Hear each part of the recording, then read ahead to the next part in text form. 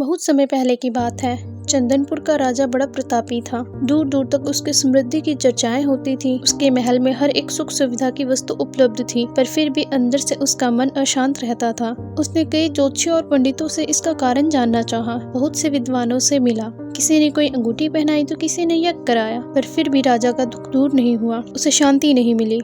एक दिन वेश बदलकर राजा अपने राज्य की सैर पर निकला। घूमते घूमते वह एक खेत के निकट से गुजरा। तभी उसकी नजर एक किसान पर पड़ी। किसान ने फटे पुराने कपड़े पहन रखे थे और वह पेड़ की छांव में बैठकर भोजन कर रहा था। किसान के कपड़े देखकर राजा के मन में आया कि वह किसान को कुछ स्वर्ण मुद्राएं दे दे ताकि उसके जीवन में कुछ खुशियां आ पाएं। राजा किसान के सम्मुख जाकर बोला, मैं एक राहगीर हूँ। मुझे तुम्हारे खेत पर ये 4 स्वर्ण मुद्राएं गिरी मिली हैं। चूंकि ये खेत तुम्हारा है, इसलिए ये मुद्राएं तुम ही रख लो। किसान ने कहा, ना ना सेठ जी, ये मुद्राएं मेरी नहीं हैं। इसे आप ही रखें या किसी और को दान कर दें। मुझे इनकी आवश्यकता नहीं है। किसान की ये प्रतिक्रिया राजा को बड़ी अजीब लगी। वह बोला, धन की आवश्यकता किसे नहीं होती, भला आप लक्ष्मी को ना कैसे कर सकते हैं? सेठ जी, मैं रोज 4 आने कमा लेता हूँ और उतने में ही प्रसन्न रहता हूँ। किसान ने कहा, क्या आप सिर्फ 4 आने की कमाई करते हैं और उतने में ही प्रसन्न रहते हैं? ये कैसे संभव है?